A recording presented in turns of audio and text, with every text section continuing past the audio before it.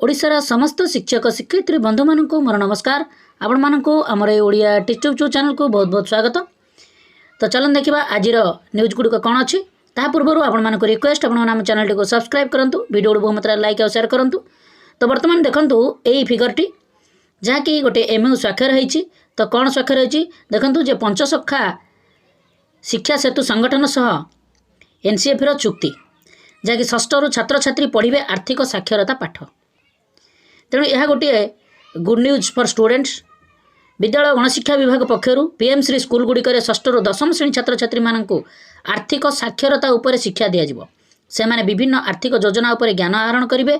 एथिपाई जातीय आर्थिक शिक्षा केन्द्र एनसीएफ सह पंचसखा शिक्षा सेतु संगठनर जहाँकि पक्षर एक चुक्तिनामा आज स्वाक्षरित होइछि। विद्यालय गणशिक्षा विभाग कमिशनर तथा प्रमुख शासन सचिव डॉक्टर एन तिरुमला नायक उपस्थित पंचसखा शिक्षा सेतु संगठन पक्षर यार सदस्य सचिव तथा ओसेपार राज्य प्रकल्प निर्देशक जी अच्छा निर्देशिका अन्यना दास, एनसीएफ पक्षर निर्देशक और मुख्य कार्यनिर्वाही अधिकारी आलोकचंद्र जेना चुक्तिनामा स्वाक्षर करिसेंति।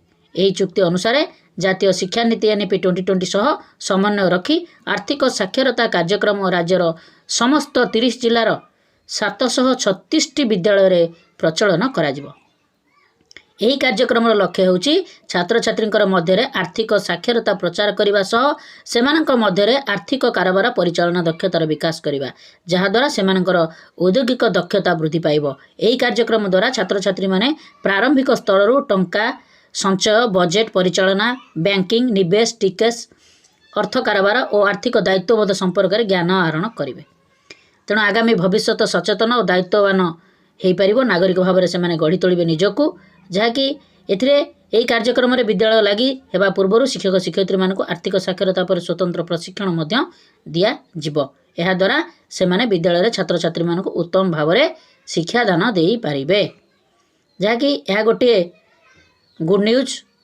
एथिपाई एनसीएफ अधीन चिन्हट विद्यालय गुड़ी को मनी स्मार्ट स्कूल भाव में प्रमाणित कराजिबार व्यवस्था रही। तेणु पंचसखा शिक्षा सेतु संगठन ये जो कार्यक्रमटी निश्चित भाव में गोटे स्वागत योग्य कार्यक्रम आगामी भविष्य। चलो देखा नेक्स्ट न्यूज कौन अच्छी। तो यही न्यूज अच्छी देखो director of elementary education Odisha Bhubaneswar निकट आसी जहाँकि 6950 अच्छी चिठी नंबर 6/4/2026 चिठी आसी to the all district education officer को और ऑल ब्लॉक एजुकेशन ऑफिसर को। सब्जेक्ट अच्छी इनफॉरमेशन ऑन डिटेल्स ऑफ गणशिक्षक। तो जो गणशिक्षक भाई भौणी मैंने अच्छी से डिटेल्स गोटे इनफॉरमेशन टी मगा जाइए।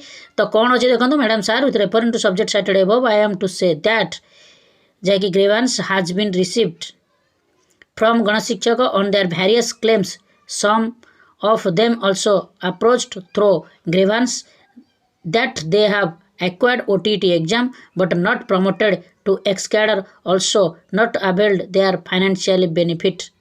जहाँकि आपण मानकर जो एक्सकाडर टी लगी ताहा खूब शीघ्र उठा जाऊँगी। विशेष सूत्रु खबर मिली आलोचना हो सारी ता सहित प्रमोशन जहाँकि विभिन्न आपण मानकर असिस्टेंट टीचर जो मैंने अच्छा से माने जेतेबेले सब प्रकार सुविधा सुजोग पाई पारुछंती किंतु सेमानक पई एक्सकाडर हेतु पाई पारु नाहंती। खूब शीघ्र तांको फाइनेंशियल बेनिफिट मध्य दिया जिवो। ता सहित एक्सकाडर मध्य उच्छेद होबाकू विशेष सूत्रु खबर आसीछि। Hence you are hereby direct to submit information in the prescribed proforma अनुसार विदिन 7 days भितर पॉजिटिवली देबा पई एठारे चिठीटी करिसेंती डायरेक्टर महोदय। तो serial number name of the district name of the गणशिक्षक whether acquired OTT or not yes or no तापर date of acquiring OTT certificate remark. तो डिटेल्स इनफॉरमेशन जो गणशिक्षक बंधु मानकर मगा जाइछि ताहा निश्चित भाव में तांको पई गोटे शुभ खबर अच्छी। यही भिडियोटी को बहुमात्रा रे शेयर करंतु समस्त गणशिक्षक जे अछंती एक्सकाडर से मानक पई यह गुड न्यूज। खूब शीघ्र से मानकर सब आशा पूर्ण होबाकू जाउछि। चलो देखा नेक्स्ट न्यूज कौन अच्छी। यही न्यूज टी जहाँकि आपण मानकर एचपीसी आलोचनार जो हाई कमिटी जो बसीला लेवल VA यूनियन रो डाकरा देथिले जहाँकि तोशिला भवन रे ताहा वर्तमान तार रिजल्ट आसी जहाँकि जो उपस्थित होइथिले 37 जणिया आवाहक कमिटी रो तोशिला भवन ठारे एक गुरुत्वपूर्ण बैठक में शिक्षा विभाग वरिष्ठ अधिकारी ଓ ଏଚ୍ପିସିର ସମସ୍ତ ଅଧିକାରୀ ଯୋଗଦାନ କରିଥିଲେ। ଏହି ବୈଠକରେ ଦୁଇଟି ମୁଖ୍ୟ ଦାବି ଉପରେ ଦୀର୍ଘ 1 ଘଣ୍ଟା 30 ମିନିଟ୍ର ସରଗରମ ଆଲୋଚନା କରାଯାଇଥିଲା।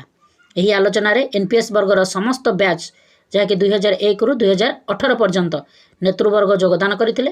ପ୍ରଥମେ ମୂଳ ଗ୍ରେଡ୍ ପେ 4200 ଉପରେ ଆଲୋଚନା କରାଯାଇଥିଲା। 12/3/2024 ଘୋଷଣାନାମା ଫଳରେ ଲେଭେଲ୍ VA ଶିକ୍ଷକ ଶିକ୍ଷୟିତ୍ରୀମାନେ ନୋ ଚେଞ୍ଜରେ ରହିବା ଏକ ଦୁଃଖଦାୟକ ଘଟଣା ବୋଲି କମିଟି ସମ୍ମୁଖରେ ଉପସ୍ଥାପନ ମଧ୍ୟ କରାଯାଇଥିଲା। ଲେଭେଲ୍ VBର ସବୁ ବର୍ଗର ଗ୍ରେଡ୍ ପେ ପରିବର୍ତ୍ତନ ହେଲା, ମାତ୍ର ଲେଭେଲ୍ VA ଗ୍ରେଡ୍ ପେର ଅପରିବର୍ତ୍ତିତ ରହିବା ପ୍ରାଥମିକ ଶିକ୍ଷକମାନଙ୍କର ସମ୍ମାନ ହାନି ହୋଇଛି ବୋଲି ଜଣାଗଲା। ତେଣୁ ଏହି ବର୍ଗର ଶିକ୍ଷକ ଶିକ୍ଷୟିତ୍ରୀମାନଙ୍କର ମୂଳ ଗ୍ରେଡ୍ ପେ ପରିବର୍ତ୍ତନ ବୃଦ୍ଧି ପାଇଁ ଦୃଢ଼ ଦାବି ଉପସ୍ଥାପନ ମଧ୍ୟ କରିଥିଲେ। ମାନ୍ୟବର ମନ୍ତ୍ରୀ ବିଦ୍ୟାଳୟ ଓ ଗଣଶିକ୍ଷା ବିଭାଗ 6 ବର୍ଷ 6 ଗୋଟି ନ୍ୟାସନାଲ୍ ଇନକ୍ରିମେଣ୍ଟ ପାଇଁ ଘୋଷଣା କରିବାର ଦୀର୍ଘ ସମୟ ବିତି ଯାଇଥିଲେ ମଧ୍ୟ କାର୍ଯ୍ୟକାରୀ ନ ହେବା ଆମମାନଙ୍କୁ ବ୍ୟଥିତ କରିଛି ବୋଲି କମିଟିକୁ ଅବଗତ କରାଇଲୁ। ଯାହାଫଳରେ ଠିକା ସମୟର ଅବଧି ମୂଳ ଚାକିରିରେ ଗଣନା ହୋଇପାରିବ। କିନ୍ତୁ ଏହା କାହିଁକି ବିଳମ୍ବ ହେଉଛି ବୁଝାପଡ଼ୁନାହିଁ ବୋଲି ଅବଗତ ମଧ୍ୟ କରାଇଥିଲେ। ଦ୍ୱିତୀୟ ପର୍ଯ୍ୟାୟରେ ପ୍ରାଥମିକ ଶିକ୍ଷା ନିର୍ଦ୍ଦେଶକ, ଯୁଗ୍ମ ନିର୍ଦ୍ଦେଶକ, ଡେପୁଟି ନିର୍ଦ୍ଦେଶକଙ୍କୁ ମଧ୍ୟ ଭେଟି ପୁରା ଦାବି ଉପରେ ଆଲୋଚନା କରାଯାଇଥିଲା। ମୁଖ୍ୟ ଦୁଇଟି ଦାବି ତତ୍ସହିତ ବରିଷ୍ଠ କନିଷ୍ଠ ତାରତମ୍ୟ ଦୂର କରିବାକୁ ନିବେଦନ ମଧ୍ୟ କରାଯାଇଥିଲା। ଯେପରି ଲେଭେଲ୍ VA ଶିକ୍ଷକ ଶିକ୍ଷୟିତ୍ରୀମାନେ ପୂର୍ବଥର ପରି ଅବହେଳିତ ନ ହେବେ ସେଥିପ୍ରତି ମଧ୍ୟ ଧ୍ୟାନ ଦେଇ କାଗଜପତ୍ର ପ୍ରସ୍ତୁତ କରିବାକୁ ବରିଷ୍ଠ ଅଧିକାରୀମାନଙ୍କୁ ନିବେଦନ କରାଯାଇଥିଲା। ଜଣାଇବା ଗୁରୁତ୍ୱ ଅନୁଭବ କରୁଛୁ କି ଗତ ଶନିବାର ତାହା 5/4 ମନ୍ତ୍ରୀଙ୍କୁ ଏକ ଭେଟି ଆମମାନଙ୍କୁ ଦାବି ମଧ୍ୟ ତ୍ୱରିତ ପଦକ୍ଷେପ ନେବାକୁ ନିବେଦନ ମଧ୍ୟ କରୁଅଛୁ। ତେଣୁ ଏସବୁ ଆଲୋଚନା କରାଯାଇଥିଲା, ଯାହାକି ସକାରାତ୍ମକ ଆଲୋଚନାଟି ହୋଇଛି। ଲଢ଼େଇ ଦାବି ହାସଲ ପାଇଁ କୌଣସି ବ୍ୟକ୍ତିବିଶେଷ କେଉଁ ସଂଘ ସହିତ ନୁହେଁ, ବରଂ ସମସ୍ତେ ମିଳିମିଶି ଲଢ଼େଇ କରନ୍ତୁ ଲେଭେଲ୍ VA ୟୁନିୟନ ଓଡ଼ିଶା।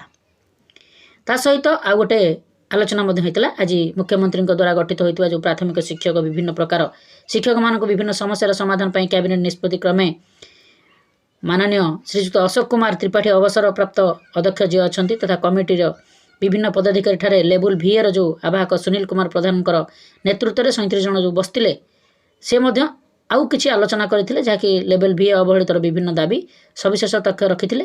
ସେଥିରେ ରାଜ୍ୟର ବିଭିନ୍ନ ଜିଲ୍ଲାର ଶିକ୍ଷକ ଶିକ୍ଷୟିତ୍ରୀ ଭାଇ ଭଉଣୀମାନେ ମଧ୍ୟ ଆଲୋଚନାରେ ଭାଗ ନେଇଥିଲେ। ଏହା ହେଉଛି ଗୋଟେ ଗୁରୁତ୍ୱପୂର୍ଣ୍ଣ କଥା। ଓ ବର୍ତ୍ତମାନ ସୁଦ୍ଧା ଗତ 5 ଡିସେମ୍ବରରୁ 9 ଡିସେମ୍ବର ପର୍ଯ୍ୟନ୍ତ ହୋଇଥିବା ଆନ୍ଦୋଳନର ଆଜି ସୁଦ୍ଧା କ'ଣ ନିର୍ଯାସ ଆଗାମୀ ଦିନରେ ଆମ ଦାବି କେତେ ଦୂର ପୂରଣ ହେବ ତାହାର ସଠିକ୍ ଖବର ଆମେ ମାନନୀୟ HPC ଅଧ୍ୟକ୍ଷଙ୍କ ଠାରୁ ଶୁଣିବାକୁ ଇଚ୍ଛା ପ୍ରକାଶ କରିବା ଆମର ମୂଳ ଲକ୍ଷ୍ୟ ଥିଲା।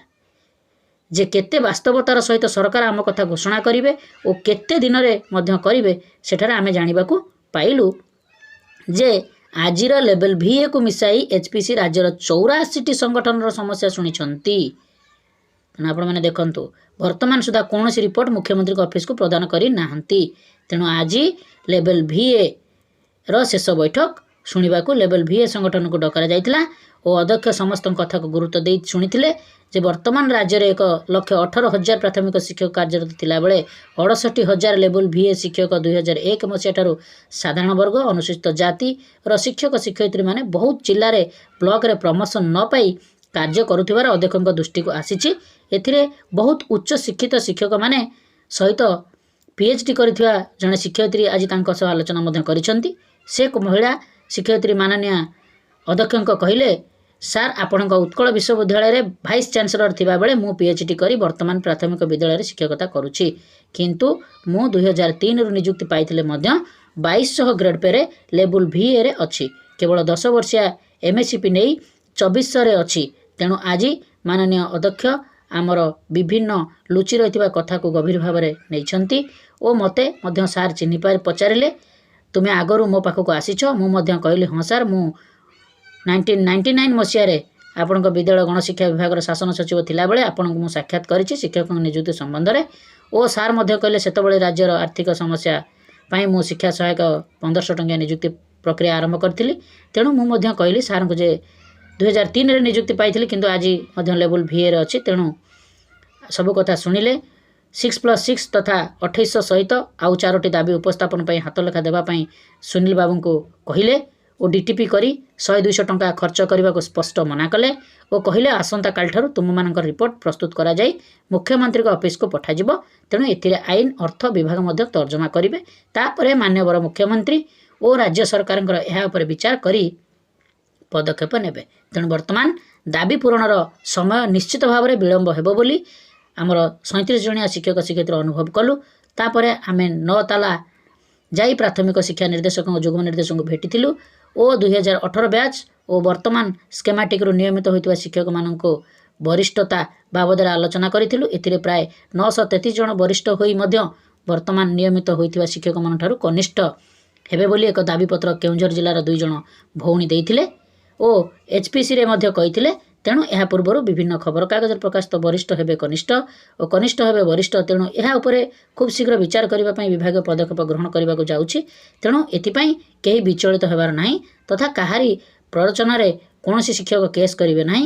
ଓ ଆଜିର ବିଶେଷ କଥା ହେଲା OPTA ତରଫରୁ ବିକ୍ରମ ରଥ ସାର୍ ଓ ପିଷ୍ଟା ତରଫରୁ ବ୍ରହ୍ମାନନ୍ଦ ମହାରଣା ସାର୍ ମଧ୍ୟ ତାଙ୍କ ସଂଘ ତରଫରୁ ଶିକ୍ଷକମାନଙ୍କ ହିତ ସାଧନ କରିବା ପାଇଁ ଲୋକସେବା ଭବନଠାରୁ ଡାଇରେକ୍ଟର ଅଫିସ୍ ପର୍ଯ୍ୟନ୍ତ ଫଲୋଅପ୍ କାର୍ଯ୍ୟକ୍ରମରେ ଥିଲେ।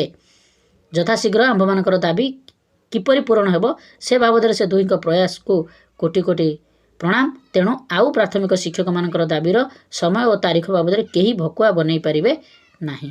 ତେଣୁ ଯେଉଁମାନେ ଆଶା କରୁଥିଲେ ଖୁବ୍ ଶୀଘ୍ର ହୋଇଯିବ ତାହା ବର୍ତ୍ତମାନ ଆସି ଏଠାରେ ପହଞ୍ଚିଛି ଯେ ଖୁବ୍ ଶୀଘ୍ର ନାହିଁ।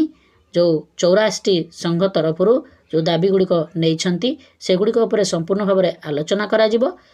ଆବଶ୍ୟକ ପଡ଼ିଲେ ଆପଣମାନଙ୍କର ଆର୍ଥିକ ବିଭାଗ ସହିତ ଆଲୋଚନା ତର୍ଜମା କରାଯିବ, ଆଇନର ବିଭାଗ ସହିତ ତର୍ଜମା କରାଯିବ। ତାପରେ ମୁଖ୍ୟମନ୍ତ୍ରୀ ଏହାକୁ ସୁପାରିଶ କରିବେ। ତାପରେ ରେଜଲ୍ଟ ଆପଣମାନଙ୍କର ଆସିବ। ତେଣୁ ତାହା ନିଶ୍ଚିତ ଭାବରେ ବିଳମ୍ବ ହେବ, ଏଥିରେ ତେଳେ ମାତ୍ର ସନ୍ଦେହ ନାହିଁ ଯାହା ଏଥିରୁ ଜଣାପଡ଼ୁଛି। ତେଣୁ ଖୁବ୍ ଶୀଘ୍ର ଆପଣମାନଙ୍କର ଯେଉଁ ଭାଇରାଲ୍ ହେଉଛି ନ୍ୟୁଜ୍ ଗୁଡ଼ିକ ତାହା ନିଶ୍ଚିତ ଭାବରେ କିଛିଟା ପୂର୍ଣ୍ଣଚ୍ଛେଦ ପକାଇଛି। ଆପଣମାନେ ଜାଣିପାରୁଥିବେ ଏହି ନ୍ୟୁଜ୍ରୁ। ନିଶ୍ଚିତ ଭାବରେ ଏ ଭିଡ଼ିଓଟି ଆପଣମାନଙ୍କୁ ବହୁତ ହେଲ୍ପଫୁଲ୍ କରିଥିବ ଆଶା ଓ ବିଶ୍ୱାସ। ଆପଣମାନଙ୍କୁ ରିକ୍ୱେଷ୍ଟ ଆପଣମାନେ ଆମ ଚ୍ୟାନେଲଟିକୁ ସବସ୍କ୍ରାଇବ୍ କରନ୍ତୁ, ଭିଡ଼ିଓଟି ବହୁତ ଲାଇକ୍ ଆଉ ସେୟାର କରନ୍ତୁ। ଆମେ ଏଭଳି ହେଲ୍ପଫୁଲ୍ ଭିଡ଼ିଓ ଆପଣମାନଙ୍କ ପାଇଁ ପ୍ରୋଭାଇଡ଼ କରୁଛୁ। ନମସ୍କାର, ସର୍ବେ ଭବନ୍ତୁ ସୁଖିନଃ।